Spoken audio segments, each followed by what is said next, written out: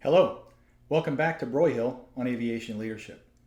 This is episode 2 in the Leadership Trait series, in which we'll discuss the trait Lead by Example. As always, I'll start with a definition of the trait, expand on that definition somewhat, then we'll take a look at the stats associated with that trait. Finally, I'll provide you an anecdote from my past, and this one's not terribly complimentary, so you may want to stick around for it. At the end, though, I think I have a piece of good news and perhaps a good example that will help all of us. So, let's get started. As you might expect, the definition for this trait is pretty straightforward. It is simply to act in a way that shows others how to act. But let's expand that a bit.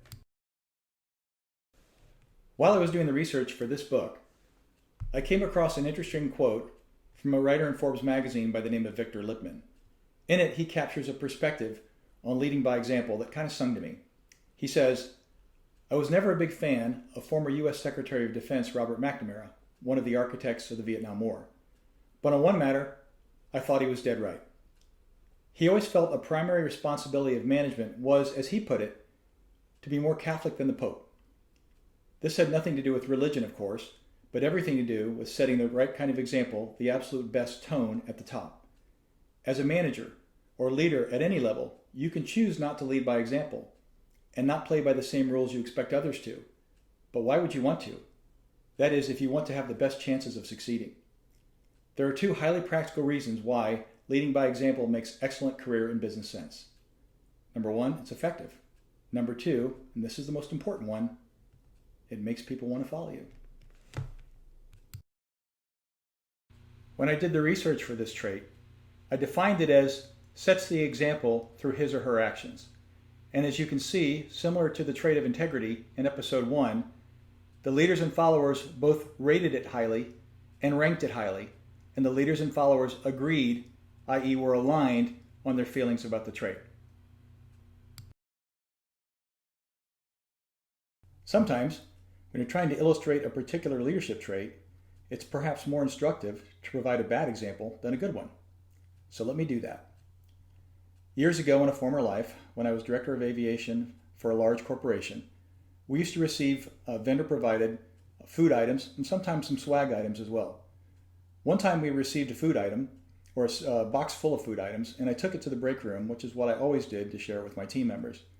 And we're sitting there eating the candy or whatever it was, I don't remember, and one of my team members looked at me and said, "Why do you always get this stuff?" Thinking I was being funny, I said, "It's good to be the king," in my best Mel Brooks, Louis XIV from History of the World Part 1 accent that I could muster. Again, thinking I was being terribly humorous and terribly witty. A few other circumstances similar to this occurred, in which I made the same remark, again thinking I was being funny and lighthearted.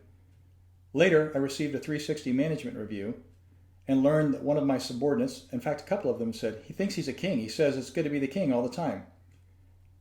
They had not seen the movie, obviously, but had interpreted what I had said more literally than I had ever intended. I was absolutely shocked when that happened.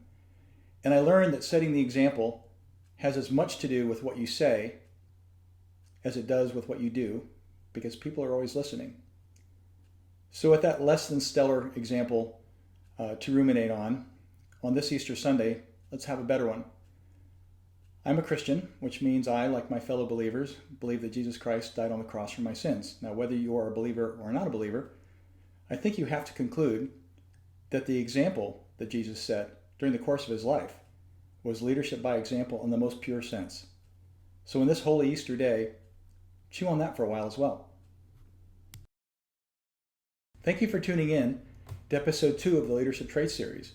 If you would like to get notifications when ensuing episodes come out, please hit that subscribe button down there at the bottom of the page and you'll receive those.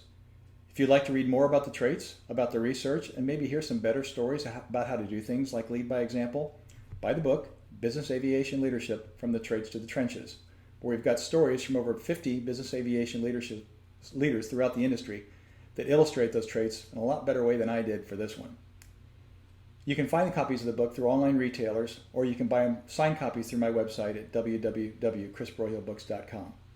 In the meantime, stay tuned for more installments of the Leadership Trait series, and tailwinds to you.